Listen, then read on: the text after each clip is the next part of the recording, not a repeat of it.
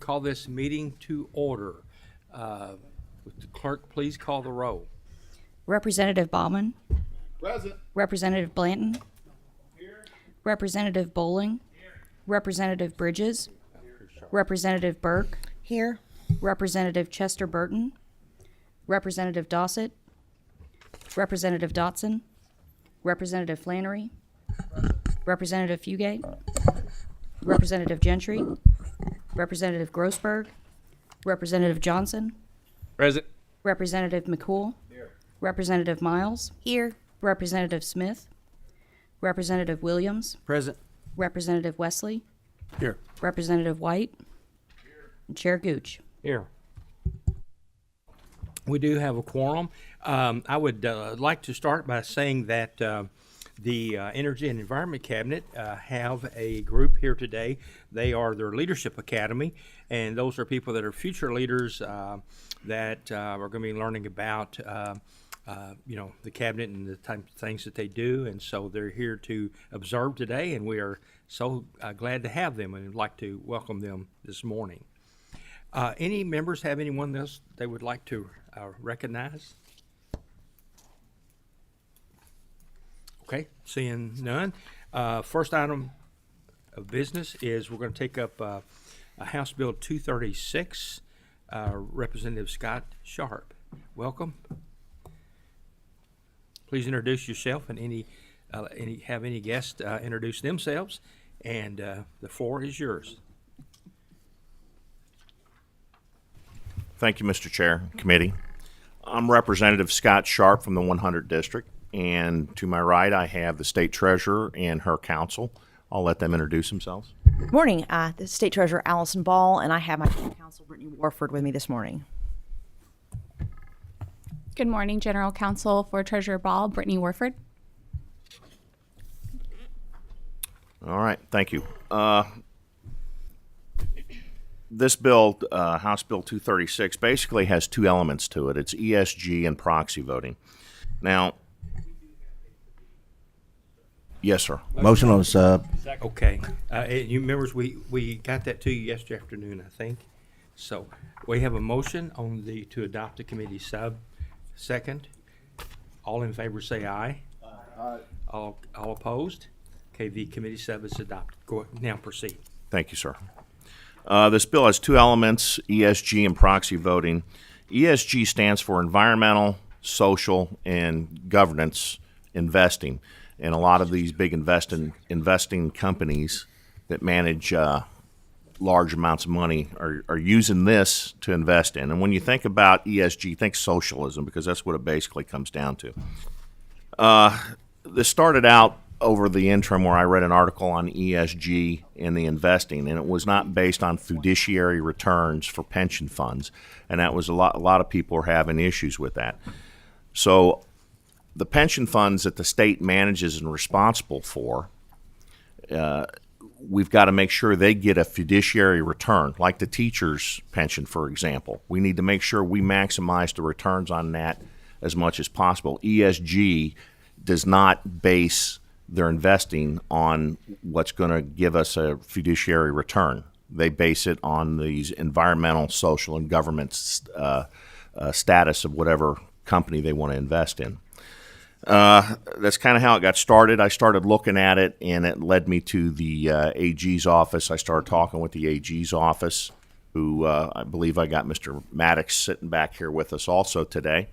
And that led me over to the Treasury office, so they were already working on something, and so we just all kind of got together. The second part of this is proxy voting, which also goes along with ESG, where they can't take the proxy votes for the people in our pension funds and use those proxy votes to vote for ESG type of investing and stuff of that nature. And with that, I'm going to turn this over to Treasurer Ball. You've already heard a good summary of what ESG is, but I'll just give you a little more in-depth because it's been an issue that I've been dealing with for the whole time that I've been in office, but it's been a heated issue for the last year and a half to 2 years. And you've heard ESG stands for environmental, social, and governance, and that's correct.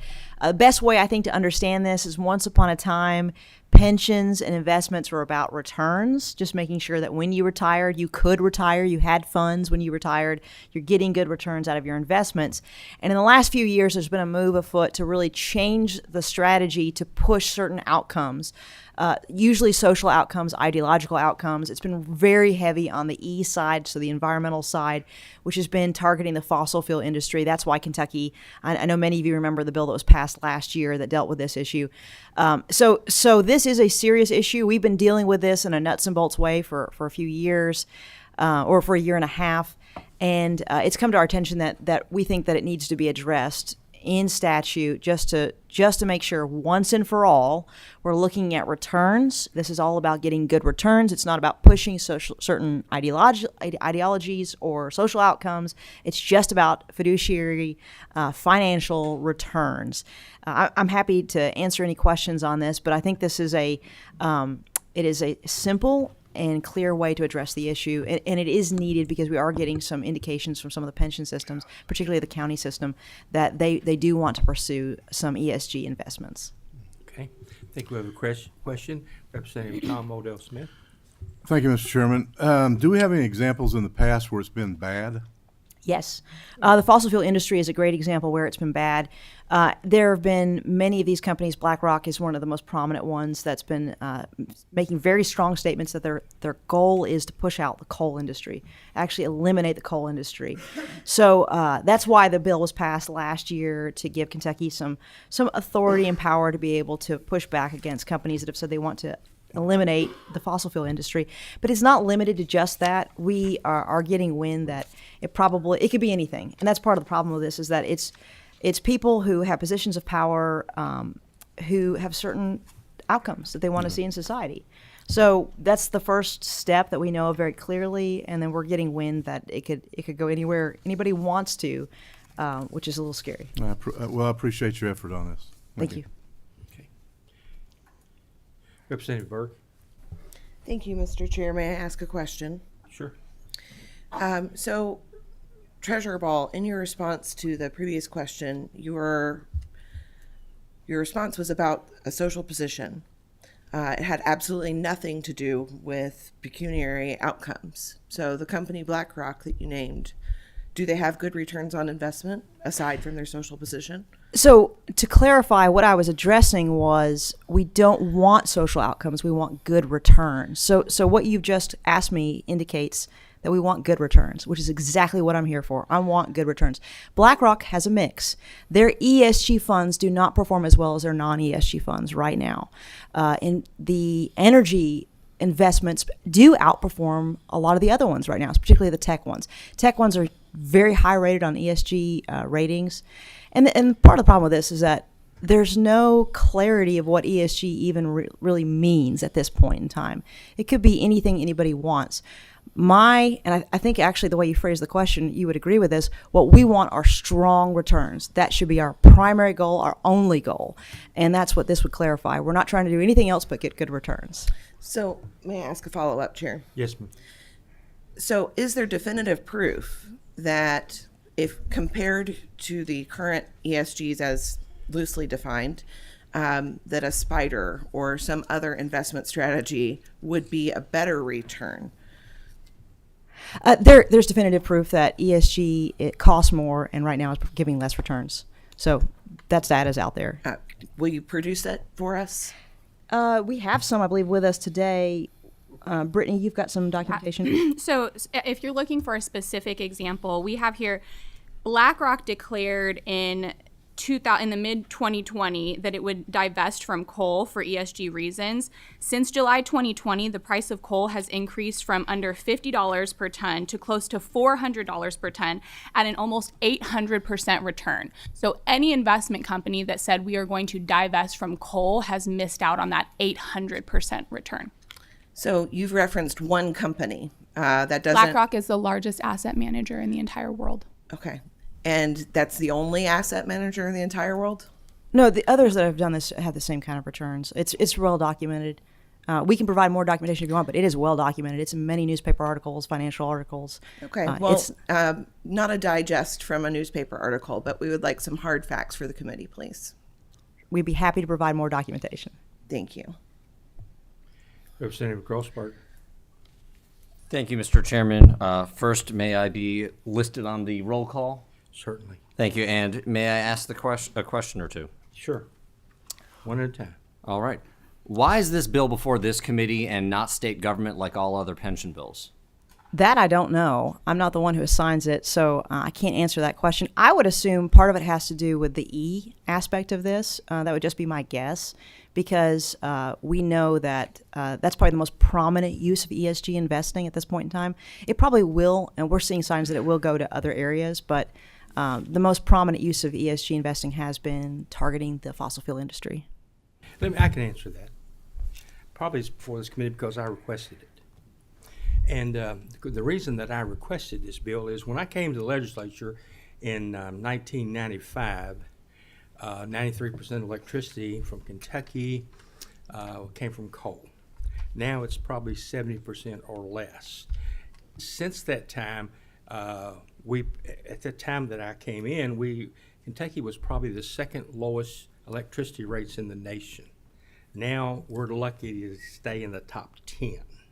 So a lot has happened in that length of time, and some of us believe that part of the reason is that we have not been allowed to use the energy choices that we have, the resources that are available to us, the resources that work for Kentuckians to not only keep their electricity rates low, but also to provide jobs. Because industry, another thing I will tell you is that when I first came in, Kentucky had an energy intensity rate of about 49%. Now, what that means is that about 49% of our electricity in this state went to large industrial customers. Now, those are the people that create jobs and they invest in the state, and that's a very good thing for us. At that same time, for the average state, the energy intensive rate was about 20 to maybe 27%. So it was almost twice as much in Kentucky, and those were good paying jobs that kept people employed in this state. And so when I see decisions that are being made nationally that go against what we as Kentuckians feel is in our best interest, then this committee is going to look at that. Just like we brought in the utility suppliers earlier this month because we experienced something we'd never experienced in this state before, and that was brownouts. And those are the type of things that we want to make sure may happen once, but they're not the norm, and they're not things that will continue in the future. So go ahead. Well, I have a committee member who has asked to answer a question, so I certainly will do that. Thank you, Mr. Chairman. May I ask a follow-up question of either you or our? Yes, okay. Has the legislature ever weighed in before on where and how a pension system should be invested? And if so, when and where? We have. Yeah, I think an excellent example is last year, Senate Bill 205, which passed and was signed into law by the governor.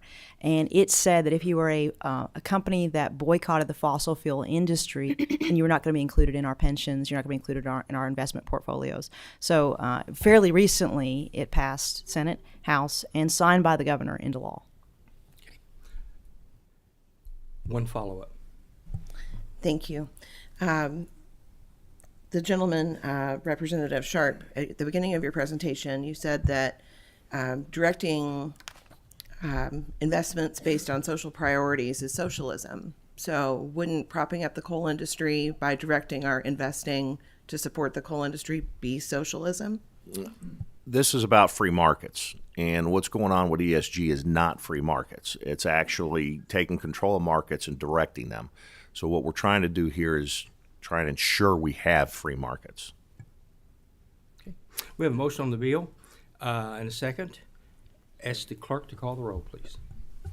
Representative Baughman? Yes. Representative Blanton? Aye. Representative Bowling? Yes. Representative Bridges? Yes. Representative Burke? Nay. Representative Chester Burton? No. Representative Dossett? Yes. Representative Dotson? Big yes. Representative Flannery? Yes. Representative Fugate? Representative Gentry, No. Representative Grossberg, Nay. Representative Johnson, Yes. Representative McCool, Yes. Representative Miles, Yes. Representative Smith, Yes. Representative Wesley, Absolutely. Representative White, Representative Williams, Yes. and Chair Gooch. Yes. The bill passes with favorable expression that some should pass. So congratulations, Representative. Thank you so much, Treasurer. And Thank you, Mr. Chair. Thank you, committee. okay. Next, we're going to take up House Joint Resolution 37. Jared Bowman.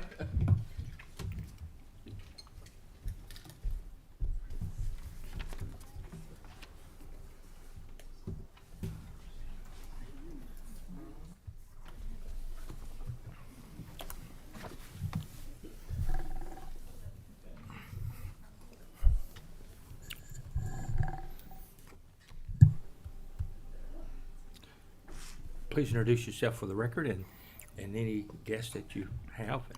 Floor is yours. Thank you, Chairman Gooch. Treasurer Ball is certainly a tough act to follow, but my name is Representative Jared Ballman. I represent the 28th House District. And I'm State Representative Thomas Hupp, represent the 49th District. Today we have before us House Joint Resolution 37.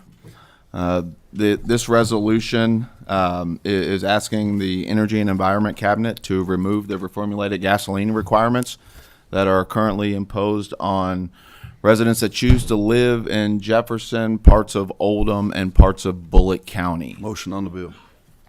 Okay, we have a motion and a second. Let him, because I think we have one person that asked to speak, Tom Fitzgerald. I think you, if you'll come to the table, take the other seat. Are you by yourself or you have? My boss is here, but she's not going to be joining me. Okay. You're welcome. Be here. Thank you.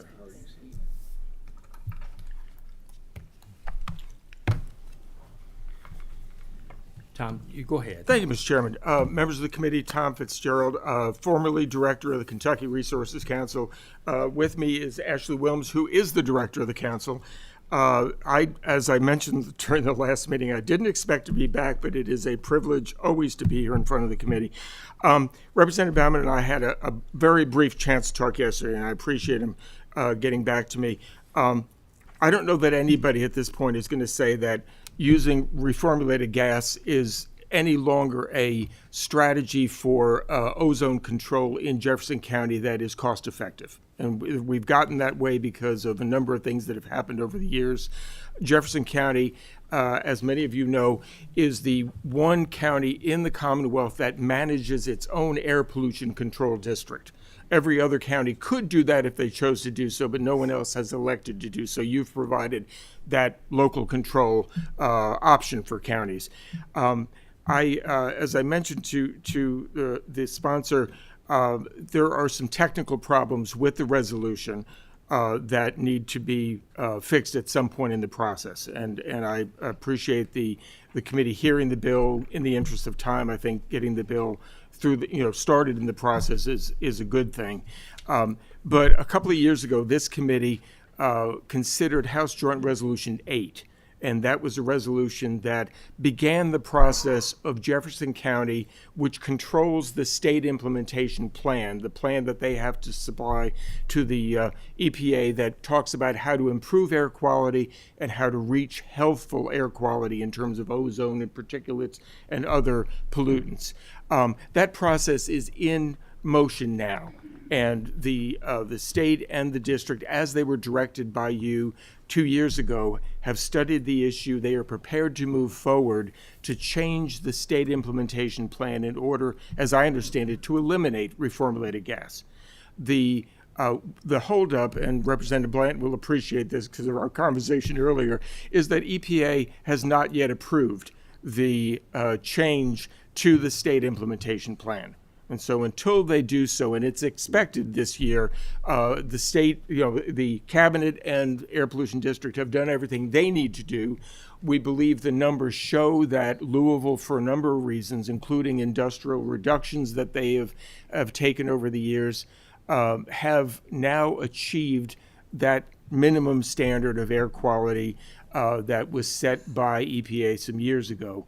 It's not been an easy process. It's taken a lot of sacrifice on everybody's parts, but we have gotten to that point. If this bill goes forward as written now, it could put that in jeopardy, and that's certainly not the sponsor's intent.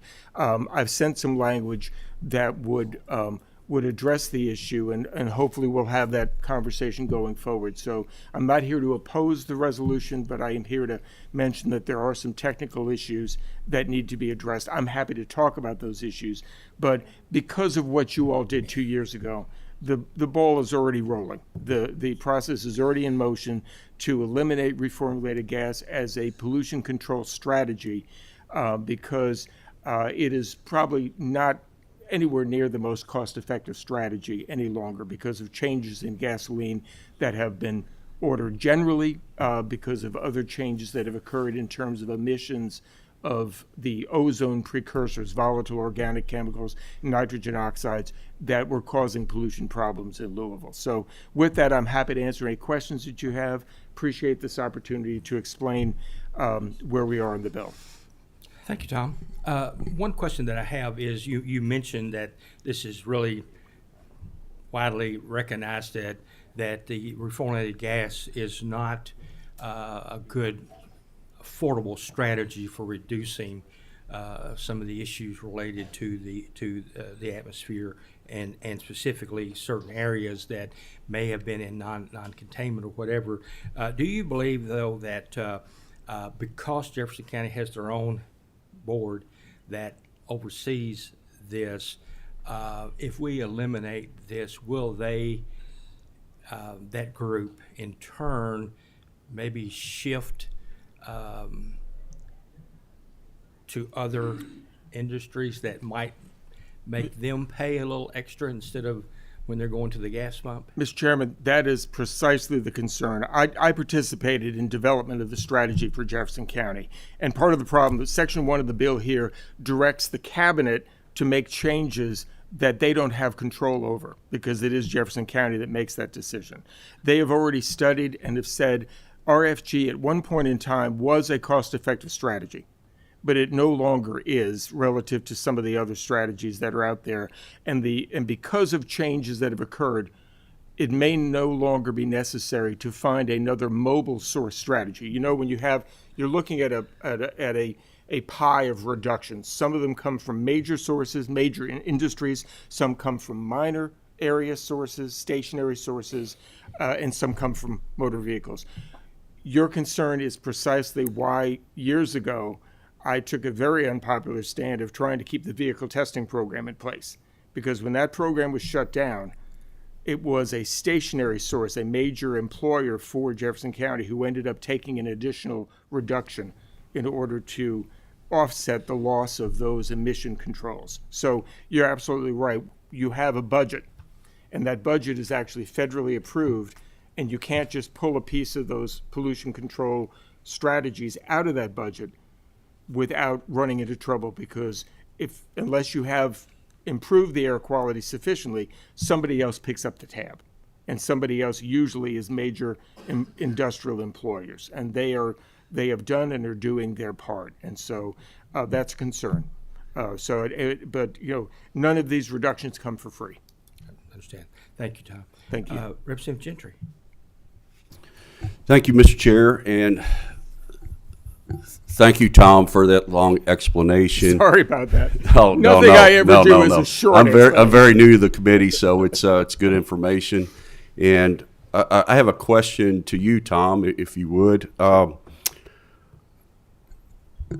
We in Louisville are well aware of how high our gas is compared to everybody else around the state. Mm-hmm. Some of us are very aware of our air pollution control challenges over the past several decades. And my question to you, you very clearly stated that this is no longer a very cost-effective pollution control method. So my question is, just from a curiosity standpoint, when we go back, is there data that suggests that even though it was costly, was it effective in meeting what our objectives were originally? Yes. In fact, I think that data was presented to the committee last year. There is a study that was actually commissioned by this General Assembly in 2020 that required the cabinet to go back with the district and look at those numbers. And what you saw is a diminishing returns. There was, at a point of time, it was a very cost-effective strategy, and it also allowed us additional time to meet our targets, because when you're non-attainment, everybody pays.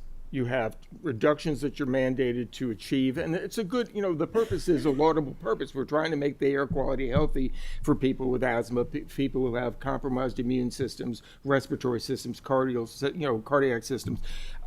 So it's an important health goal, but you want to pick the best strategy, the one that is the most cost effective, that gets you the biggest bang for the buck, because somebody does, whether it's consumers at the pump. And your point's well taken. There was somebody, I believe, Mr. Chairman, who came to the committee and said, you can't really look at the prices of gas in Jefferson County and say it's one thing that causes it, because within Jefferson County, the prices vary wildly, right? We have, here in Frankfort, at one of the exits, the gas is about 30 cents cheaper than anywhere else I've seen, because you have Kroger competing with another gas station. In Jefferson County, within 10 minutes of where I live, there's about a 30 cent swing between one chain that does Costco, I'll just go ahead and say, and some other folks there. And so a lot of factors play into it, but RFG does add an additional cost, and the district and the cabinet looked at the fact that it was an effective strategy, and they've got that data, they've got the study, because you all mandated that they update that a couple of years ago. They've done it. They're poised and ready to make the changes. It's just a matter of the process that has to be gone through so that we don't run afoul of our obligations under the Clean Air Act. Thank you. Thank you. And Tom, let me say that where you and I may differ a little is that, at one time we had probably 29 or almost 30 of these what we call boutique fuels. And one of the problems was that you had a different fuel for Jefferson County, a different for Chicago, something different for in LA. And what would happen is that generally refineries would shut down and then for a short period of time just run that particular blend. And we saw where the blend that worked in LA doesn't work in Chicago or New York or Miami or whatever. And I think that when you disrupt the refineries' abilities to run whatever is needed in the country at the same time, people's prices may go up. And the study that you mentioned probably just specifically looked at, obviously, Jefferson County and what was done there. And I think we did get some of the results that probably was intended, but I'm not sure that we're not overlooking what others may have paid because of the refining capacity when you shut down to make those particular types of boutique fuel. So, Mr. Chairman, I don't know that we disagree at all. Even within Jefferson County, there were two strategies for trying to reformulate the gas to make it less volatile. One of them had ethanol added, the other had MTBE, which turned out to be a groundwater pollution issue. So we, in order to clean the air, we've kind of shifted the burden a little bit. But you're absolutely right. There was across the river from Louisville, in the same air district or airshed, you had lower Reed vapor pressure gas being used rather than reformulated gas. So there are certainly ramifications when you are trying to control. You're not uniformly controlling the volatility of gas during the summer months, and I think that's a point well taken. I wouldn't dispute that. Okay, thank you. Don't we have a motion on the bill? Representative White, do you want to say something? Yes, sir. Tom, you said Louisville has their own air quality control, environmental control guidelines. Does that trump the state's is there a reason that the counties can have their own control and the state? Is it? Representative White, it's a good question. For the most part, Jefferson County's regulations follow the state regulations because both are mandated to follow the Clean Air Act. There may be some local circumstances in which those regulations do differ. They go through a notice and comment process. They are subject to judicial review. They're subject to the Air Pollution District, which is a multi-member district that looks specifically at improving air quality. I think the reason, if you go back to the history of the air pollution districts, it was recognized that certain communities have more difficult challenges for air quality than other counties might, because of the location, because of the amount of industry, because it's in a river valley, because you tend to see more significant problems with, it used to be called the Smoke Commission. That's how far back it goes. I think the General Assembly has over the years recognized that certain issues are better handled locally, but they are required to meet the same minimum standards. The permitting process is the same. Both are subject to the Clean Air Act. We've decided in Kentucky that we want to run those programs.